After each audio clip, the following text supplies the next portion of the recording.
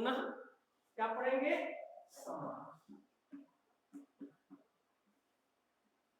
समास की परिभाषा जब हम लोग करते हैं, कॉपी निकाल लीजिए अब लिखेंगे, तो होता है समसनम समास, समसनम समास, समसनम समास, यानी किसी भी शब्द का छोटा, तो हम इसकी परिभाषा करते हैं तो होता है कि दो या दो से अधिक पद अपने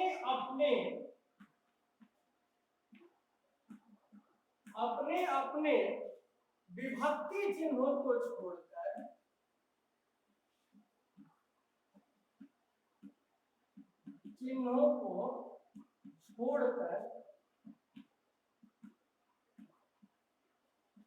एक पद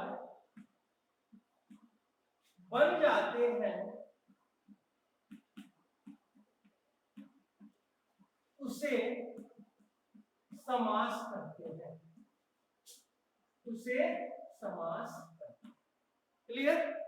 फिर से ध्यान देंगे कि दो या दो से अधिक पद अपने विभक्ति चिन्हों को छोड़कर एक पद बन जाते हैं, उसे समास कहते हैं। क्लियर? समास की परिभाषा फिर से ध्यान से देख लें। दो या दो से अधिक पद अपने विभक्ति चिन्हों को छोड़कर एक पद बन जाते हैं, उसे समास कहते हैं। निर्भय आप एक बार बोल दीजिए। दो या दो से अधिक पद अपने विभक्ति चिन्हों को छोड़कर एक पद बन जाते हैं, उसे हम समास कहते हैं, उसे हम समास। Thank you. अब देखिए उदाहरण के तौर पर कहते हैं हम राज्ञः पुत्रः, ये ध्यान देंगे आप लोग, राज्ञः पुत्रः, तो इसको हम कहते हैं पूर्व पद, और इसको कहते हैं उत्तर पद। ये यदि समझ में आ गया तो समास बिल्कुल आसान हो जाएगा। ठीक है? इसको क्या कहेंगे? पूर्व पद, इसको कहेंगे उत्तर पद। तो दो पद तो हमें मिल गया ना, पूर्व पद और उत्तर पद, दो पद मिल गया कि नहीं मिला? दो पद मिल गया। तो कहा कि दो या दो से दो पद अपने विभक्ति चिन्ह, तो राज्ञः में पंचमी और षष्ठी विभक्ति एक वचन है। राज्ञः में पंचमी और राज्ञः में पंचमी और षष्ठी एक वचन। क्लियर? तो दो ये मूल रूप में आया, तो इसका मूल रूप होता है राजन। मूल रूप क्या होता है? राजन। और इसका मूल रूप हो गया पुत्र, यानी दोनों अपना विभक्ति चिन्ह छोड़ दिया। हम लोग कहते हैं बालकः बालकौ बालका, तो हम क्या कहते हैं? बालका का शब्द रूप सुनाइए कि बालक का शब्द रूप सुनाइए, कहते हैं ना बालक का शब्द रूप सुनाइए। ठीक? तो आप बालकः बालकौ बालका, तो बालका का मूल रूप क्या हो गया? बालक। तो राज्ञः का मूल रूप राज्य। अब ध्यान ये देंगे कि दो पदों के बीच में यदि व्यंजन है और व्यंजन में हलंत लगा हुआ है, वह व्यंजन का कोई अस्तित्व नहीं है। क्यों नहीं है? अस्तित्व क्यों नहीं है? इसलिए नहीं है अस्तित्व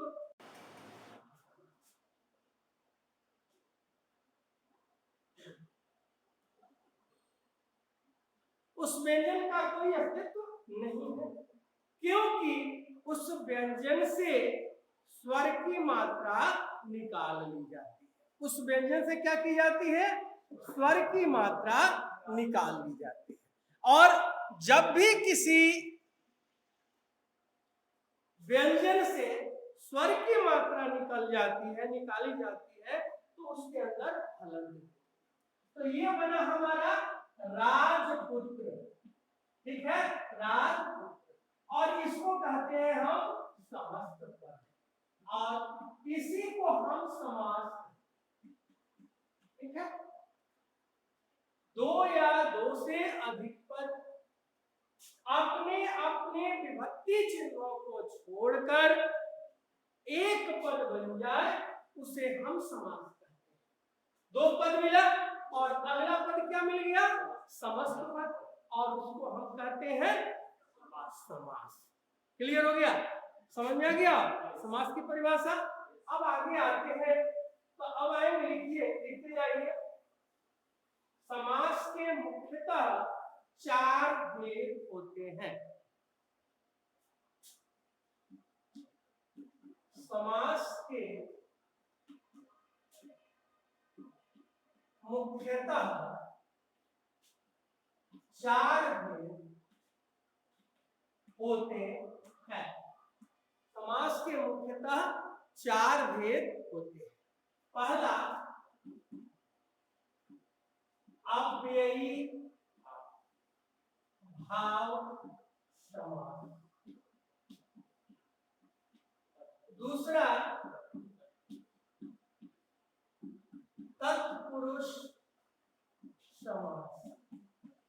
अब तत्पुरुष समास के भेद होते हैं। वो हो गया कर्मधारय समास,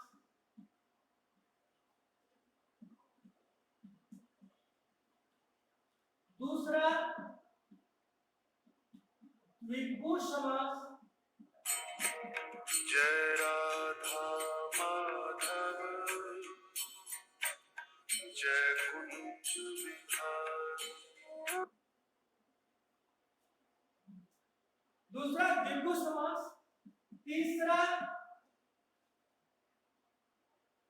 उपपद, और चौथा नई समास। ठीक है? तीसरा जो समास होता है वह होता है द्वंद्व समास, और चौथा समास बहुव्रीहि समास। ये चार भेद समास के, ठीक है? एक बार फिर से ध्यान से सुन ले, लिखने से पहले सुन ले। अव्ययी भाव समास, तत्पुरुष समास। अब ये ध्यान देना है कि हमें ये भी नहीं पढ़ना है, ये भी नहीं पढ़ना है, ये भी नहीं पढ़ना है, ये भी नहीं पढ़ना है। यानी हमें ये सब नहीं पढ़ना है। हमें क्या पढ़ना है? अव्ययी भाव समास, तत्पुरुष समास, द्वंद्व समास और क्लियर? अब तो बना लेंगे। अब लिख लिया आप लोग? फिर से देख लीजिए। आप लोग ऑनलाइन कक्षा में ज्वाइन नहीं किए थे, जिससे हमको भी परेशानी हो रही है। अव्ययी भाव समास, तत्पुरुष समास, द्वंद्व समास और बहुव्रीहि समास, ये चार समास हम लोगों को क्लियर हो गया। अब देखिए, अब आते हैं हम आज एक समास क्लियर करेंगे। मिटाए इसको? लिख लिए आप लोग? अब अगला है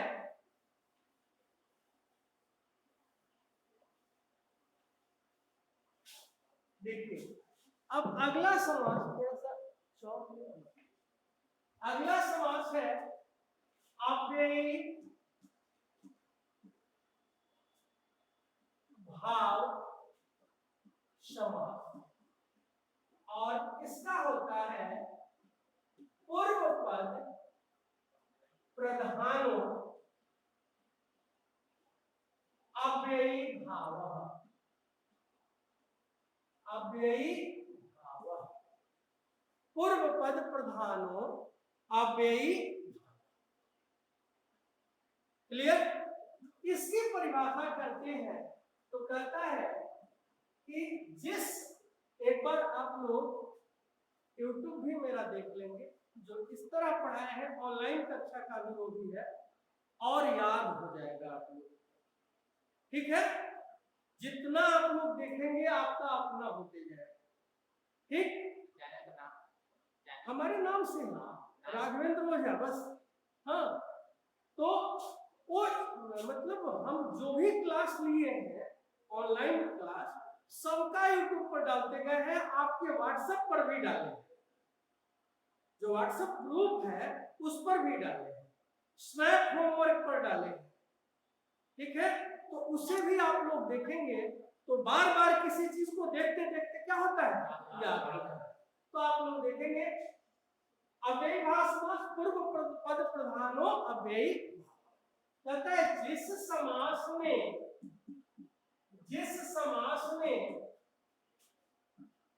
पूर्व पद प्रधान हो,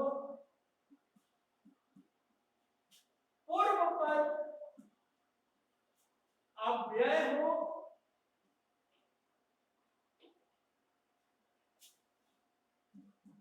तथा समस्त पद नपुंसकलिंग में हो, वह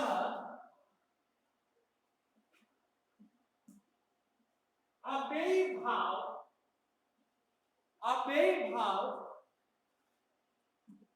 समास कहलाता है। क्या हो गया कि जिस, ये भी यूट्यूब पर जाएगा, ठीक है, जिस समास में पूर्व पद प्रधान हो, पूर्व पद अव्यय हो तथा समस्त पद नपुंसकलिंग एक वचन में हो, वह क्या है, अव्ययी भाव समास। क्लियर हो गया, कोई परेशानी? अब ध्यान दे कि अब लिखेंगे अव्ययी भाव समास निम्नलिखित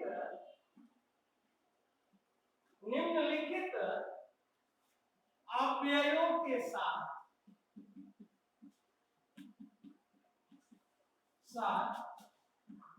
होता है। क्या फिर से ध्यान दें कि जिस समास में पूर्व पद प्रधान हो, पूर्व पद अव्यय हो तथा समस्त पद नपुंसकलिंग में हो, वह अव्ययी भाव समास कहलाता है।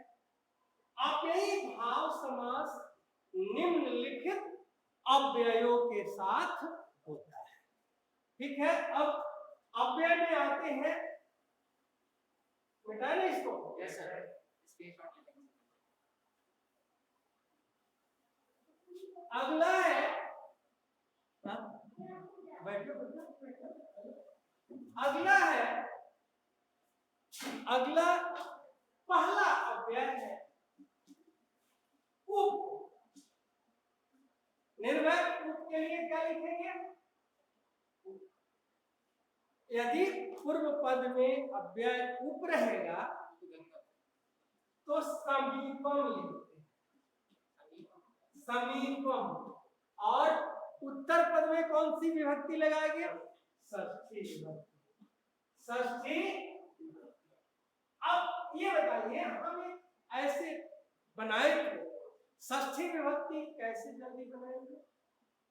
यदि किसी शब्द का अंत आ से हो तो सिया जोड़ दें, बताए थे ना। आ से हो तो या जोड़ दें, ई से हो तो ए जोड़ दें, और उ से हो तो ओ। ये नाम बताए थे, बोलो।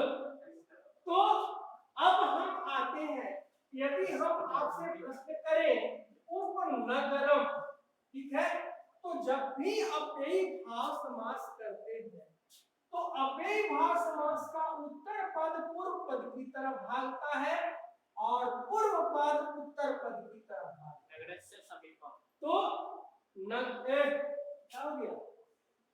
कभी ये हाँ, कितना दिन बाद स्कूल आएगा? हाँ, आके घर में मन नहीं बना समझते। हाँ, नगर, तो ये हो गया नगरस्य। और उप के लिए क्या लिखेंगे? नगरस्य। क्लियर? आप खड़ा हो जाइए, कुछ लिख लो। कुछ समझ में आया कि नहीं? बताइए, आया? Yes sir. अरे आपको तो आ ही गया, तो आप ही तो जवाब देते। और एक प्राची गोयल थी, और काजल, काजल तो नहीं आई ना? ए में ने, और साना करके थी, और सुहाना, सुहाना, और बहुत लोग थे। लेकिन अगला है उपकृष्णम। उपकृष्णम आप बता देंगे विग्रह? उपनगरम का नगर से समीपम हुआ, तो उपकृष्णम का विग्रह क्या होगा? आप बताएंगे? हाँ बोलो, हाँ बोलो। Very good. कृष्णस्य, यदि अगला प्रश्न आपसे पूछे उपवृक्षम,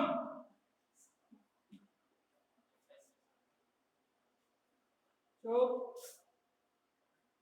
हाँ बोलो। वृक्षस्य, वृक्षस्य, ठीक है। घर में बैठ के गाना गाए तो नहीं, हाँ बोलिए। तो बताइए, इतना हम ऑनलाइन कक्षा में पढ़ाए हैं, इतना मन से पढ़ाए हैं, शायद जो मेरे साथ जुड़े होंगे वो देखे होंगे कि इतना हम बात भी नहीं करते, हाँ? और इसके बाद आप नहीं पढ़ रहे हैं तो हम क्या कर सकते? रोज करने के लिए गायत्री मंत्र, इससे स्मरण शक्ति बढ़ती है। आप खड़ा हो जाइए। यदि आपसे प्रश्न हम करें उपगंगम, बताइए। तो गंगम ये मूल शब्द है गंगा, गंगा में या जुड़ेंगे षष्ठी बनेगा। हाँ बोलो। गंगाया समीपम, गंगाया। एक बार आप खड़ा हो जाइए। यदि हम आपसे कहें उप यमुनम, यमुनाया समीपम, यमुनाया, यमुनाया समीपम, ठीक है। यदि हम अगला प्रश्न सबसे पीछे, यदि आपसे मैं प्रश्न करूं कि उप सरोवरम,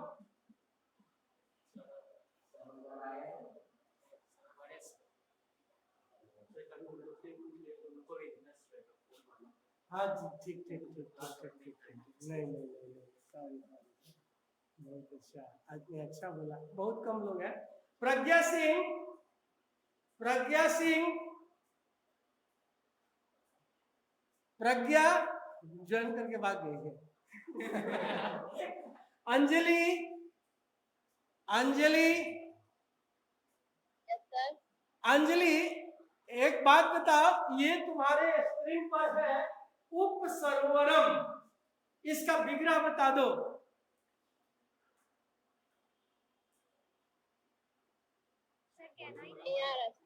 बोलिए।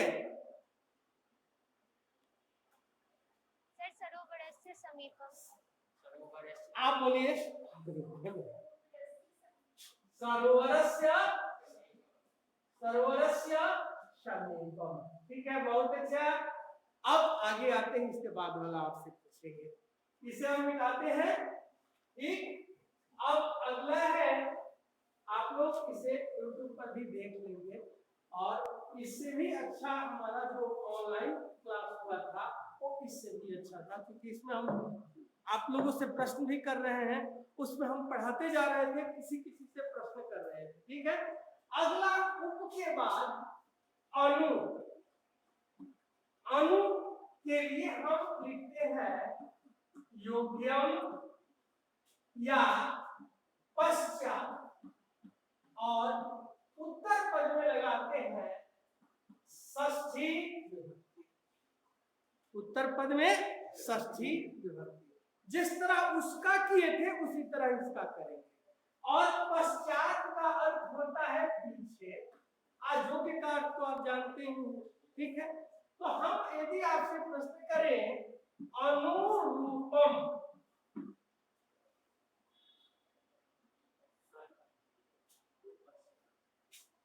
बोलिए। रूपस्य योगम। रूपस्य, रूपस्य, वेरी गुड, बहुत अच्छा। आपका नाम? हिमांशु। Himanshu, thank you Himanshu. आप खड़ा हो जाइए। आपका नाम?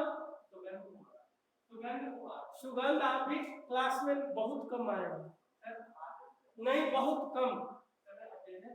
अटेंडेंस हम कह रहे हैं ना कि आप क्लास में कम आते थे। अगला है आपके लिए अनुरथम, रथस्य, वेरी गुड, बहुत अच्छा। अगला सबसे पीछे हाथ खड़ा किए थे अनु विष्णु,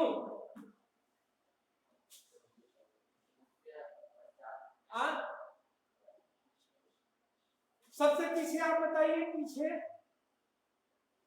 अनु विष्णु, आप बताएंगे? हाँ बोलो। गलत। हाँ बोलो। विष्णु योग्यम या पश्चात। बहुत अच्छा। आपका नाम? अगला प्रश्न है आपके साथ अनुकूलम,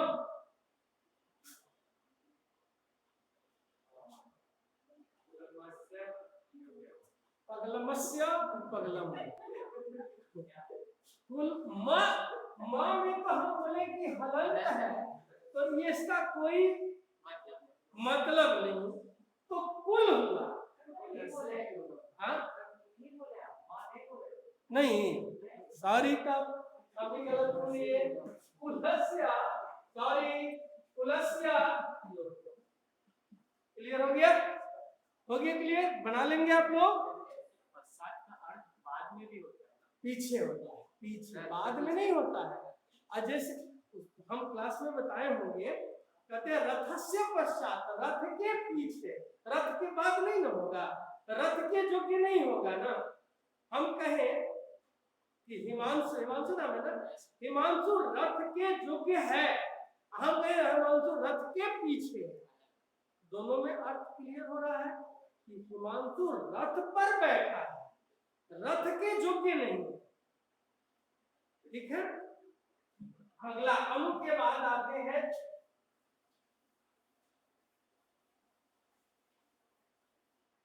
अनु के बाद यथा, और यथा के लिए हम लिखते हैं अनति क्रम्य और विभक्ति द्वितीय। उत्तर पद में कौन सी विभक्ति? द्वितीय। अब हम यदि आपसे प्रश्न करें, ये भी ध्यान रखना है, जब भी हम विग्रह करेंगे उत्तर पद हमेशा द्वितीय विभक्ति में होगा, ठीक। तो हम कहें यथा कालम, बोलिए विग्रह क्या होगा? कालम ऑलरेडी द्वितीय में है, तो आपको क्या कर देना है? कालम अनति। अब मान लीजिए कि नहीं है, तो किसी भी पद में म जोड़ दोगे, द्वितीय बन जाएगा। जैसे एक और उदाहरण दे देते हैं, यथा बल, तो क्या हो जाएगा? बलम अनति। अब यदि एक और दे दे, यथा शक्ति, क्या होगा? यथा स्थान, स्थानम, यथा जोश, पहले से है तो जोशम अनति क्लियर हो जाएगा, बना लेंगे। क्या मालिक, मालिक, चलिए ठीक है, क्लियर। अगला जल्दी तो नहीं बता रहे, नहीं ऑनलाइन वाले लोगों को कहीं दिक्कत ना हो इसलिए। अगला है आपके लिए, ध्यान देंगे, यथा के बाद आते हैं निर, ठीक है। निर के लिए निर्भय, निर के लिए क्या लिखते हैं, मारेंगे इतना मार। निर के लिए हम लिखते हैं अभावः, क्लास चल रहा है, सॉरी। निर के लिए अभावः और विभक्ति षष्ठी विभक्ति, और ध्यान देंगे इसमें बहुवचन लगा देंगे, और बहुवचन बनाने का सबसे अच्छा तरीका किसी भी पद में नाम जोड़ देंगे, षष्ठी बहुवचन, किसी में नाम जोड़ देंगे, षष्ठी बहुवचन बन जाए, क्लियर। अब हम यदि आपसे कहें निर्जनम, तो जन में नाम जोड़ेंगे तो क्या होगा, हाँ बोलो, जना नाम अभावः, ठीक है। जना नाम, आप खड़ा हो जाए। यदि हम आपसे प्रश्न करें कि धना नाम अभावः, इसका ये पद बना निर, अब बैठ जाएंगे, आपसे पूछे नहीं पूछे, अरे एक बार बता दो, तुम घबराओ, हम जब तक है ना ध्यान देना है, घबराना नहीं, एक बार क्या करके मेरा एकदम इतना आसान हो जाएगा कि तुमको पता नहीं चलेगा कि कितना जल्दी सीख जाओगे, ठीक है। तो ये है मक्षी का नाम अभावः, क्या बन जाएगा, निर्मक्षिका, निर्मक्षिका, निर्मक्षिका। अगला है आपके लिए विघ्ना नाम, विघ्ना नाम निर्विघ्न, क्या होगा, निर्विघ्न हो जाएगा। अब तो बन जाएगा, ये बिल्कुल आसान है, कि कोई दिक्कत किसी को, बोलो ना। अब मन सोने का नहीं कर रहा है, जब भी सोना चाहते हो लोटा किसी से बोलो, ठीक। अगला, अगला है आपके लिए, अगला प्रश्न है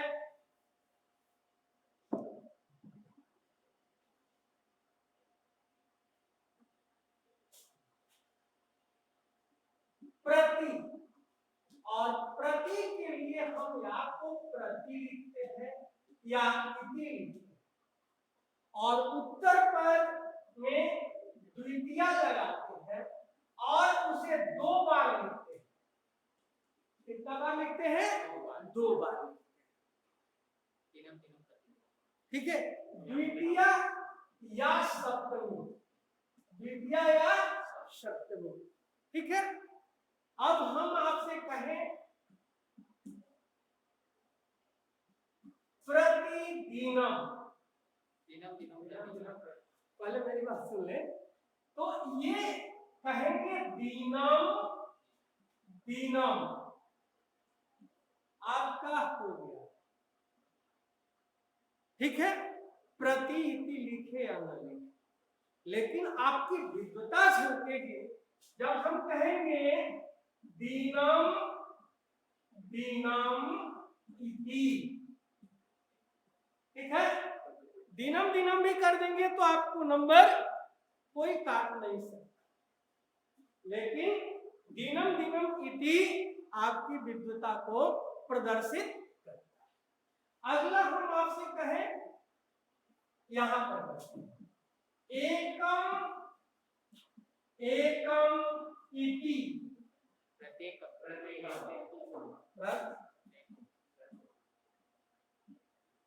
यदि हम आपसे कहें गृहे गृहे इति, क्या होगा? प्रति। और एक आप लोग याद कर लेंगे प्रत्यहम, और ये होता है अहनी अहनी इति। अहनी अहनी, ठीक है, क्लियर हो गया? अब लास्ट जो अव्यय है इसे मिटाएं ऊपर से। लास्ट जो अव्यय है आप लोग कल ध्यान रखेंगे, ऑनलाइन कक्षा में जुड़ जाएंगे, अगला वाला तत्पुरुष समास में क्लियर हो जाएगा, ठीक है, कि हमको ज्यादा भी नहीं करना पड़े। अगले क्लास में हम अगला पढ़ाएंगे, तो कल जो पढ़ाएंगे तत्पुरुष समास सभी लोग जो नहीं आ रहे हैं वो जुड़ जाएंगे, ये बता देना, एक दे देना मैसेज। अगला है स। स के लिए श, और इसमें लगाएंगे तृतीया। स के लिए स और लगाएंगे हम तृतीया। अब हम आते हैं, कहें आपसे कि श पुत्र, तो आप लोग क्या करेंगे? पुत्रेण। अब आपसे पुनः हम प्रश्न करें सचक्रम, चक्रेण। अब अगला कहे सपरिवारम, सहर्षम, हर्षेण बना लेंगे। तो आज की मेरी क्लास यहीं समाप्त होती है। अगले क्लास में हम लोग पुनः आप मिलेंगे, ठीक है।